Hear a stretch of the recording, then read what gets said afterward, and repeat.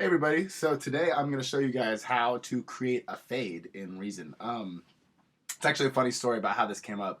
I didn't really know what a fade was until I was actually in the studio with Zed making Fall Into the Sky, and he said, okay, let's do a fade on that. And I went to automate the automation for the volume of a clip that I was using.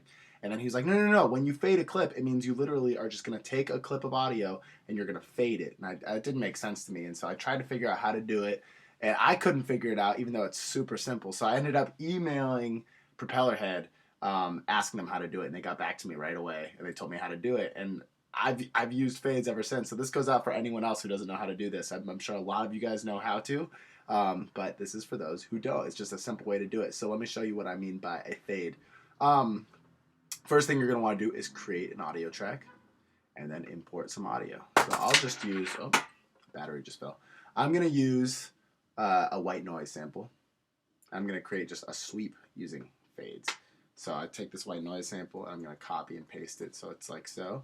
I'm going to do Command J to join the clip, so now it's one long clip, and listen to what it sounds like. Actually, you know what? You can't hear what it sounds like because it was on the wrong output. Right, this is what it sounds like.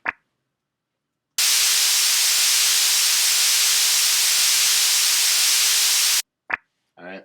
So now to make the fade, all we're going to do is take this little dot here on the left and drag it right. And now it's going to sound like this.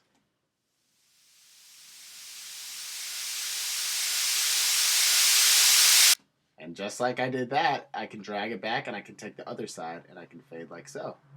And there you have it. That's how you get fades. And remember, you can always make the clip smaller or bigger with the fades, and it'll keep fading with it. So fade on. All right, guys. Hope that was helpful.